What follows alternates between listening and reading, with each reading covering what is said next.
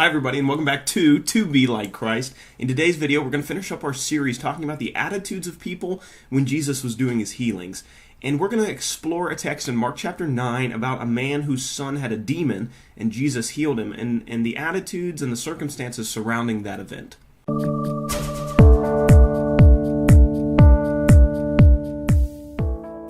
Just to give you a little bit of context, this scene happens right after Jesus comes down the mountain or the hill that he was being transfigured on. And he comes down to the bottom and he finds that there's some trouble. Let's read this text together.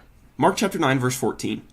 And when they, that's Jesus and the few apostles that got to go up on the Mount of Transfiguration, came to the disciples, they saw a great crowd around them and scribes arguing with them. And immediately all of the crowd, when they saw him, were greatly amazed and ran up to him and greeted him. That's Jesus. And he asked them, "What are you arguing about with them?" And someone from the crowd answered him, "Teacher, I brought my son to you, for he has a spirit that makes him mute, and whenever it seizes him, it throws him down, and he foams and grinds his teeth and becomes rigid. So I asked your disciples to cast it out, and they were not able." And he answered them, "O faithless generation, how long am I to be with you? How long am I to bear with you? Bring him to me." And they brought the boy to him.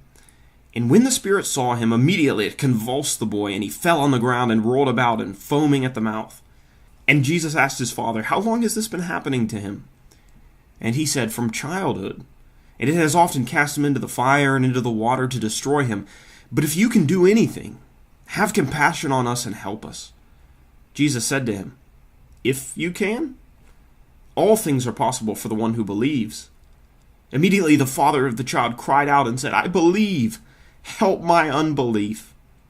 And when Jesus saw that the crowd came running together, he rebuked the unclean spirit, saying to it, "You mute and deaf spirit, I command you, come out of him, and never enter him again." And after crying out and convulsing him terribly, it came out.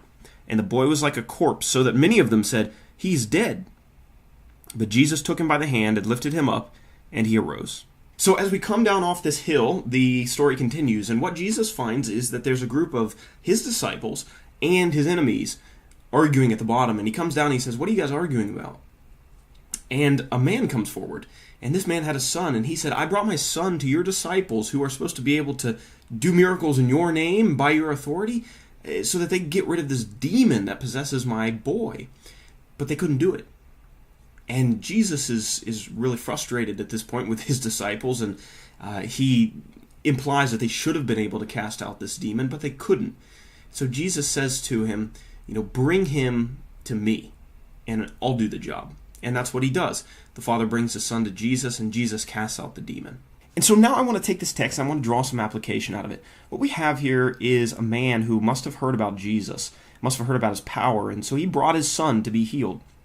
But because of an experience that he had with the imperfect followers of Christ, we have a man who's struggling to believe. His faith has been damaged, and we find that as we look down here in the text. And he says, if you can cast out the demon, if you can do anything for me, please have compassion on me and help me. He's already had one bad experience with Jesus' followers, and now he comes to the source, the one who really has the power, and his face a little shaky. And think about this with me too. Who is it that's called into question because of the disciples' failure? Jesus. And don't you know the scribes are pouncing on this opportunity to say, "Look, Jesus really isn't as great as he says he is. Just look at these lousy followers he's got."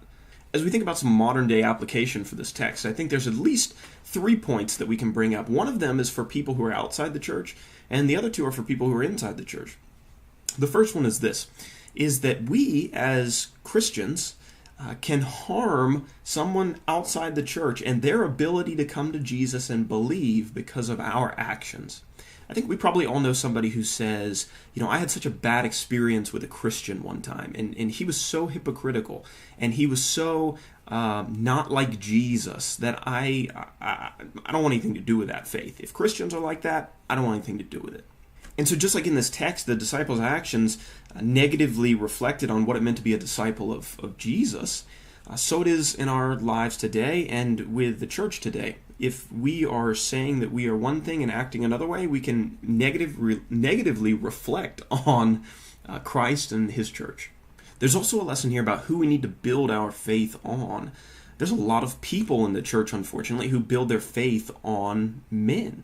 And they live the Christian life almost in a proxy or by proxy. That they build their faith on their favorite preacher or their favorite elder or their favorite priest or their favorite pastor or their favorite whoever in the church. Maybe it's somebody who's had a great influence on their lives, somebody who's a great speaker or a very eloquent speaker, or maybe they think is a very good Bible student or Bible scholar.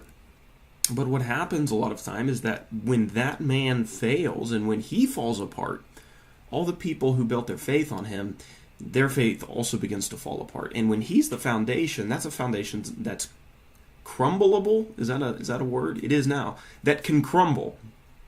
And we need a foundation that's rock solid, and we better find that, and it's not on men. And number 3, along with that warning, there's a lesson here for us not to encourage other people to build their faith on us. There probably aren't many people who would say and admit, oh yeah, I encourage others to build their faith on me. We're not so bold or so arrogant, but a lot of times in our pride, that can be the reality of our actions. Because, let's be honest, I really like it when people come to me as their authority. It makes me feel good, right? Especially when people who are older than me come to me and ask me questions about the Bible or ask me questions about, what's your opinion on this? It makes me feel like, oh, my opinion is very valuable. I think there's a tendency for preachers to do this sometimes, is that they become the authority of their congregation and they want people to come to them for all their answers rather than encouraging people to build their own faith and study these things for themselves and to own it. The danger to that is that when we have built everyone's faith on us and we've built everyone's confidence on us, when our life begins to collapse, then all their lives and all their faith is going to begin to collapse with it because it wasn't on a sturdy foundation. And so one thing that we can take away from this text is that men, and even Jesus' own followers, his disciples, Christians in the modern day, do not always reflect Christ well. And they're not a solid foundation for faith. There's only one solid foundation for faith, and what is that? In order to find it, we got to look at the text. So what I love about this text is that we are given the proper answer to the dilemma. Right? What we found out is the disciples up here, they're not going to do the job. But Jesus says, get your eyes off of men, get your eyes off of their inability. Don't allow them to harm your ability to believe down here. He says all things are possible for the one who believes. In who? Not in man, but in Christ. Look what Jesus says. This is the right answer for their problem and our problem. And he, that's Jesus, answered them, "O faithless generation, how long am I to be with you? How long am I to bear with you? Bring him to me." Jesus is directing this man's eyes off of the imperfect example, and he's raising them up to himself. He says, this is where your eyes need to be looking. This is where your foundation needs to be built. This is where your faith needs to be based. Not in them, but in me. And as we run into these situations in our own lives, what we need to realize is that we just need to give the same answer that Jesus gave. Get your eyes off of the imperfect examples. Look at Jesus. He's the foundation. He's the one that you can put your trust in and your confidence in when you come to him for mercy, just like this man did in Mark chapter 9. Thanks everybody for watching the video. If you haven't subscribed, hit that subscribe button, like button if you liked it, or maybe you disliked it. I won't hate you too much. But comment down below if you have any questions. If you have any more applications of this text, let me know down below, and it'd be great to get some other perspectives on this text in Mark 9. Thank you very much.